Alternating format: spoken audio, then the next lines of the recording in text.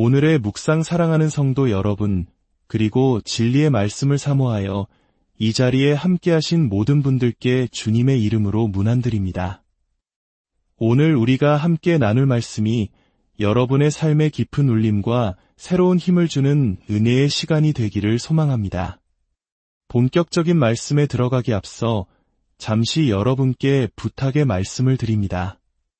만약 오늘 이 말씀이 여러분에게 축복이 된다면 이 은혜를 주변의 다른 이들과도 나누어 주십시오. 공유하기를 통해 하나님의 사랑을 전파하는 귀한 도구가 될 수 있습니다. 또한 구독과 좋아요로 저희 사역에 힘을 보태주시면 저희가 계속해서 이 귀한 복음의 메시지를 전하는 데 큰 격려가 됩니다. 이 말씀을 듣는 모든 분들의 가정과 삶 위에 하나님의 평강이 가득하시기를 기도합니다. 우리는 오늘 사도 바울이 에베소 교회에 보낸 편지, 그 중에서도 4장 17절부터의 말씀을 통해 우리 삶의 근본적인 변화에 대해 깊이 묵상해 보고자 합니다. 먼저 바울이 묘사하는 하나님을 떠난 세상의 모습을 함께 살펴보겠습니다. 에베소서 4장 17절부터 19절입니다. 그러므로 내가 이것을 말하며 주 안에서 증언하노니 이제부터 너희는 이방인이 그 마음에 허망한 것으로 행함같이 행하지 말라. 그들의 총명이 어두워지고 그들 가운데 있는 무지함과 그들의 마음이 굳어짐으로 말미암아 하나님의 생명에서 떠나 있도다. 그들이 감각 없는 자가 되어 자신을 방탕에 방임하여 모든 더러운 것을 욕심으로 행하되 여러분, 이 말씀이 어떻게 들리시나요? 마치 2000년 전의 이야기가 아니라 오늘날 우리가 살아가는 세상의 자화상을 보는 것 같지 않으십니까? 바울은 하나님 없는 삶의 특징을 몇 가지로 요약합니다. 첫째는 허망함입니다. 마음의 허무함. 끝없는 경쟁과 물질 만능주의 속에서 살아가는 현대인들이 느끼는 공허함과 크게 다르지 않습니다. 무엇을 위해 이토록 치열하게 달려가는지, 그 끝에는 과연 무엇이 있는지 알지 못한 채 그저 허망한 것을 좇는 삶입니다.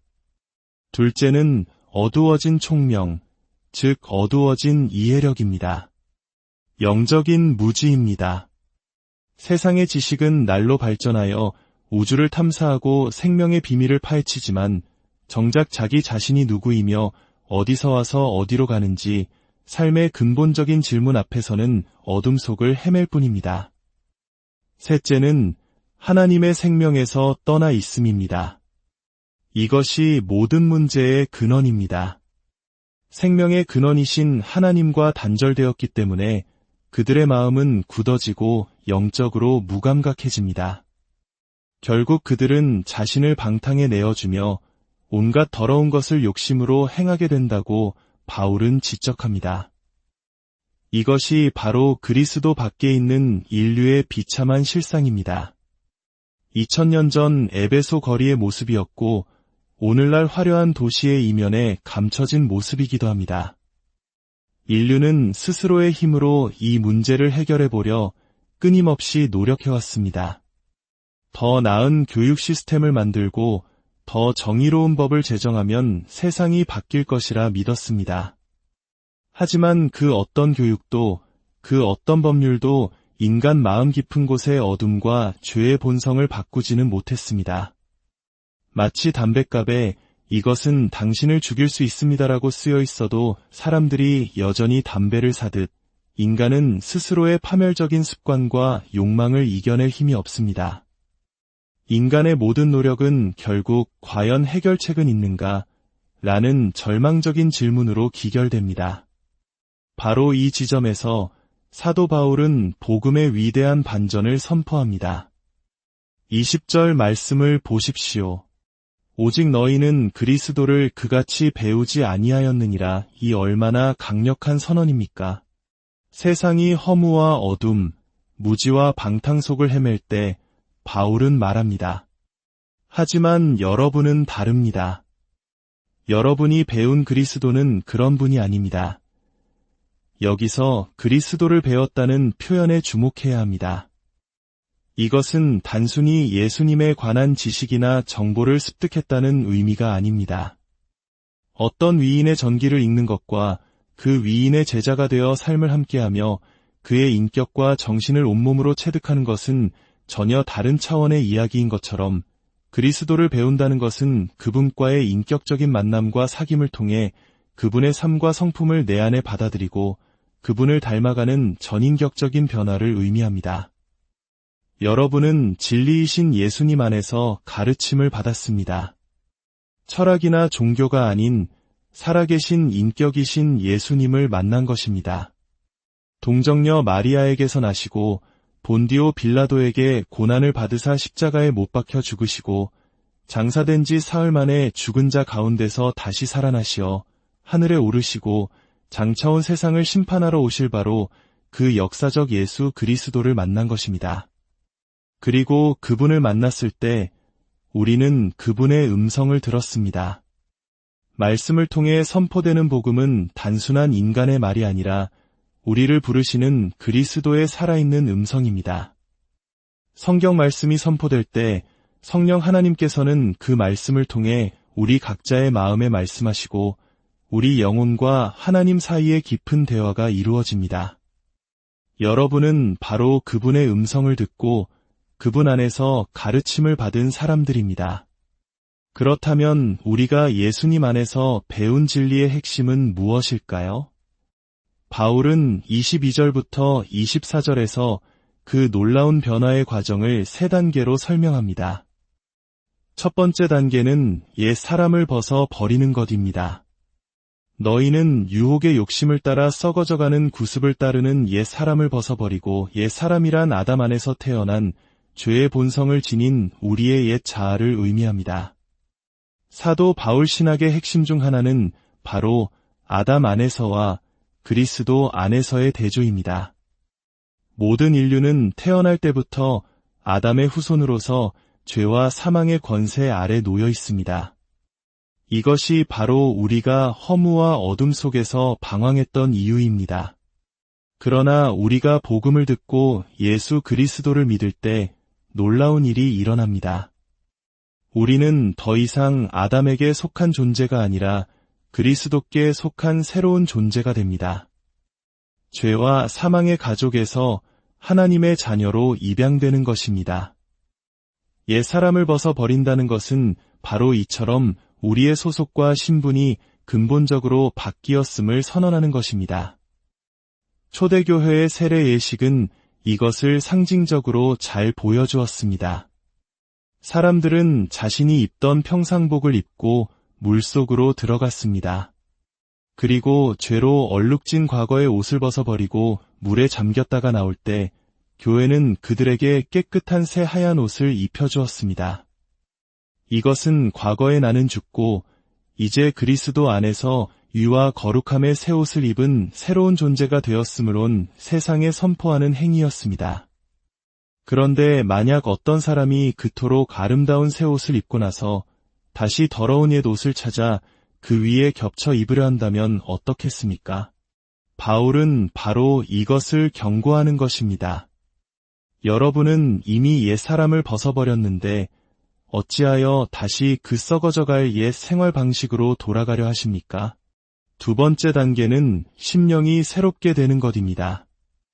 오직 너희의 심령이 새롭게 되어, 이것은 단번에 끝나는 사건이 아니라 지속적인 과정입니다. 우리의 마음과 생각이 계속해서 새로워져야 한다는 것입니다. 어떻게 이것이 가능할까요? 바로 하나님의 말씀을 통해서입니다. 세상은 우리에게 끊임없이 옛사람의 가치관을 속삭입니다. 결혼이 뭐 그리 중요해? 순결을 지키는 건 어리석은 일이야. 조금 거짓말해도 괜찮아. 다들 그렇게 살아. 이러한 세상의 거짓된 소리에 맞서 우리의 생각과 마음을 지키고 새롭게 하는 힘은 오직 하나님의 말씀에 있습니다. 우리가 매일 말씀을 묵상하고 주일마다 함께 모여 선포되는 말씀을 듣는 이유가 바로 여기에 있습니다. 말씀은 우리를 향한 하나님의 뜻이 무엇인지 분별하게 하고 우리의 가치관을 세상의 기준이 아닌 하나님의 기준으로 바로 세워줍니다. 이것이 바로 세상과 육신과 마귀에 맞서는 영적 싸움의 핵심입니다. 세 번째 단계는 새 사람을 입는 것입니다. 하나님을 따라 의와 진리의 거룩함으로 지으심을 받은 새 사람을 입으라. 우리가 벗어버린 옛 사람의 자리에 이제 우리는 새 사람을 입습니다. 이 새 사람은 우리가 노력해서 만들어내는 완벽한 자아가 아닙니다. 이것은 하나님을 따라 그분의 형상대로 새롭게 창조된 존재입니다. 우리의 신분은 이미 그리스도 안에서 새 사람이 되었습니다. 이제 우리의 과제는 그 새로운 신분에 합당하게 살아가는 것, 즉 매일의 삶 속에서 새 사람을 실제로 입고 그 모습을 드러내며 살아가는 것입니다. 그 삶의 특징은 바로 참된 의로움과 거룩함입니다. 사랑하는 성도 여러분, 기독교 신앙은 단순히 삶을 개선하는 처세술이 아닙니다. 낡은 집에 페인트 칠을 새로 하는 정도의 변화가 아닙니다. 그것은 옛 집을 완전히 허물고 새로운 기초 위에 하나님의 설계도대로 새로운 집을 짓는 것과 같은 근본적인 재창조입니다. 예수 그리스도께서는 세상을 조금 더 나은 곳으로 만드시기 위해 오신 것이 아닙니다. 그분은 죄로 가득한 이 세상에서 자신의 백성을 건져내어 그들로 하여금 완전히 새로운 인류, 즉 하나님의 나라를 이루게 하시려고 오셨습니다. 존 버년의 철로 역정에는 주인공 크리스천이 허영의 시장을 통과하는 장면이 나옵니다. 그 시장은 온갖 거짓과 속임수, 쾌락과 죄악이 가득한 곳, 즉 이 세상을 상징합니다. 시장 사람들은 크리스천 일행을 보고 크게 놀라며 소란을 피웁니다. 왜냐하면 그들의 옷차림과 말이 시장 사람들과는 완전히 달랐기 때문입니다. 시장 상인들이 자신들의 화려하고 자극적인 상품을 사라고 유혹할 때 크리스천은 귀를 막고 외칩니다. 내 눈을 돌이켜 허탄한 것을 보지 말게 하소서. 그리고 하늘을 우러러보며 자신들의 거래는 하늘에 있음을 분명히 합니다. 누군가 그들에게 당신들은 대체 무엇을 사려고 하는 거요? 라고 묻자 그들은 단호하게 대답합니다. 우리는 진리를 사려 하오. 그렇습니다. 우리는 이 허영의 시장과 같은 세상을 살아가지만 세상에 속한 자가 아닙니다. 우리는 옛사람의 더러운 옷을 벗어버리고 그리스도의 의의 옷을 입은 새 사람들입니다. 우리는 세상에 허탄한 것을 좇는 자들이 아니라 영원한 진리를 추구하는 자들입니다. 오늘 이 자리에 계신 여러분은 어디에 서 계십니까? 혹시 여전히 유혹의 욕심을 따라 썩어져가는 옛 사람의 옷을 붙들고 있지는 않으십니까? 아니면 과감히 그것을 벗어 던지고 하나님께서 입혀주신 의와 거룩함의 새 옷을 입고 살아가고 계십니까? 그리스도 안에 있는 변화는 이처럼 철저하고 완전합니다. 옛것은 지나갔으니 보라 새 것이 되었도다. 이 약속의 말씀이 오늘 여러분 각자의 삶 속에서 실제가 되기를 축복합니다. 함께 기도하겠습니다. 거룩하신 하나님 아버지, 허무와 어둠 속에서 방황하던 저희를 빛 가운데로 불러주시고 죄와 사망의 종이었던 저희에게 그리스도 예수 안에서 새 생명을 허락하여 주시니 감사드립니다. 저희가 날마다 옛 사람의 구습을 과감히 벗어 버리게 하시고 오직 말씀으로 저희 심령이 새롭게 되게 하여 주옵소서. 그리하여 하나님을 따라 의와 진리의 거룩함으로 지으심을 받은 새 사람의 옷을 입고 이 세상 속에서 빛과 소금의 역할을 감당하며 살아가게 하여 주시옵소서. 이 모든 변화를 이루시는 우리 주 예수 그리스도의 이름으로 기도드립니다.